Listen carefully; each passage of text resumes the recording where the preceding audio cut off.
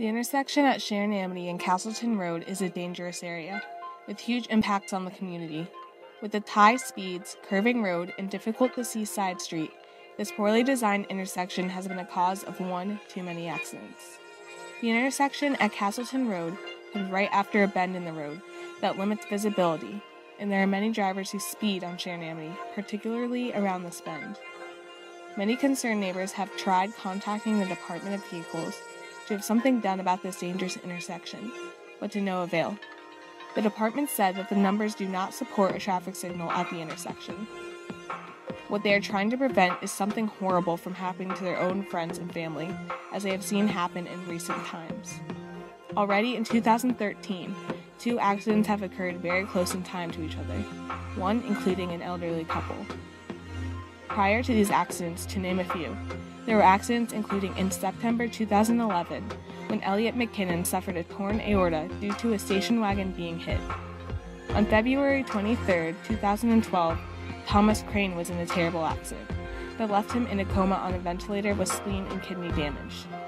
Jim, Joanne, and Lisa Coltrader were also involved in an accident on October 17, 2012, in which all 3 were taken to the hospital.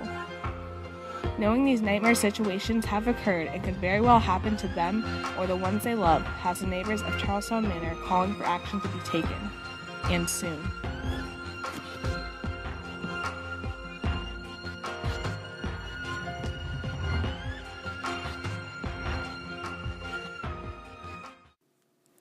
The neighbors of Charlestown Manor are affected daily by the intersection of Sharon Amity and Castleton.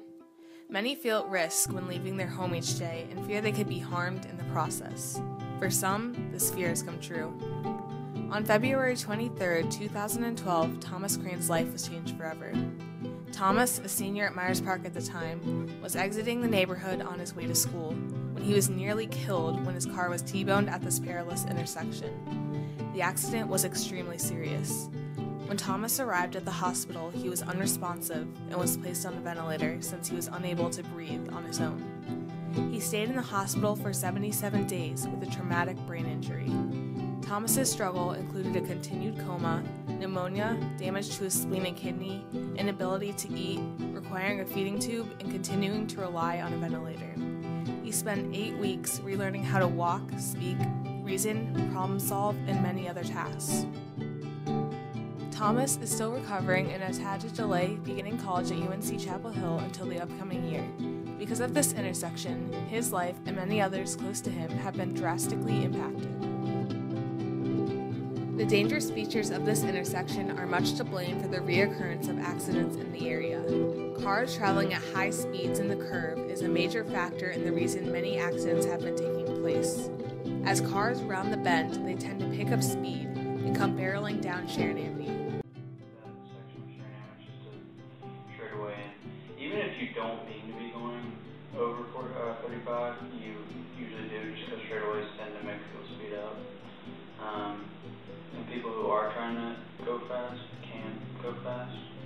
So I see people go by me doing at least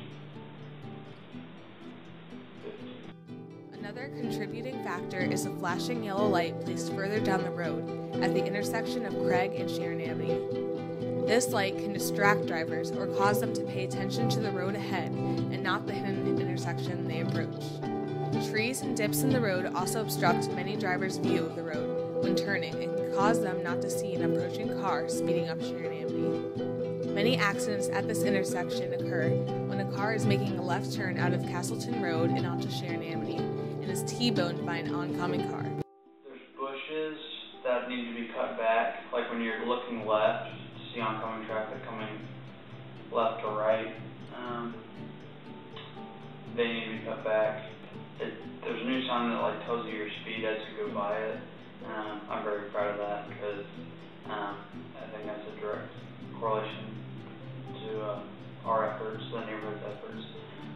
But ideally I want to stop right there. If safety provisions are added at this intersection, accidents like this can be prevented.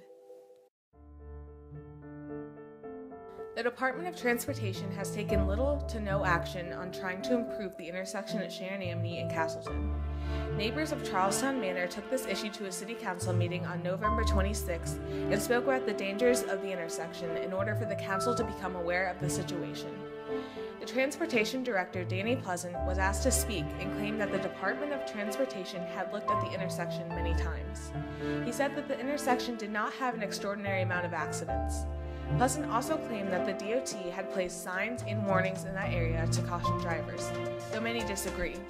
He said they would continue to look at the intersection and work with the police department to gain control over speeding in the area, though it seems little has been done. When questioned by the mayor on what the issue was that was preventing things from getting done, he said funding was certainly an issue and that they primarily focus on the numbers to decide the actions they take, though as the mayor pro tempore, Patrick Hannon, added, the numbers don't always tell the story. And regardless of the information they receive regarding the intersection, he suggested the City Council look beyond the numbers. City Council member Warren Cooksey brought to attention the apparent fact that since a flashing yellow light was able to be added to the intersection at Craig Avenue, that there should be able to have something similar added to the Castleton intersection. Danny Pleasant said he would evaluate the option. The said numbers required for an intersection to be included in the city's high accident location list are based on the highest rates, frequencies, and injuries. This list is not necessarily attempting to list the most dangerous locations. Yet, these locations are the preliminary candidates for safety improvements. The intersections selected to be included on the list are calculated by first, making sure the intersection has had 15 or more collisions in a 3-year period, or 5 or more collisions with 75% of them occurring in the current year. Then, these numbers are entered into an equation that includes these values as well as intersection volume. This number determines the HAL cutoff. The HAL cutoff for the 2012 list was 1.1. The intersection at Sharon Amity and Castleton has had 13 accidents occur there in the last 3 years, but is not listed on the high accident list. One contributing factor is the fact that the injuries occurring at the intersection have not been severe enough. But action needs to be taken soon, before someone gets seriously hurt again, or worse. I myself have had a close encounter with this intersection, and being a neighbor of Charlestown Manor, I feel at risk daily when exiting my own neighborhood. In the summer of 2005, I was riding in the car along with 5 other kids when my mom pulled out of the neighborhood. Our car was hit from the side, despite my mother's cautious driving. Had this accident been more serious, I or any of the other children in the car at the time could have been hurt or even not here today. I know from my own experience, this intersection is in need of change, and it needs to happen soon.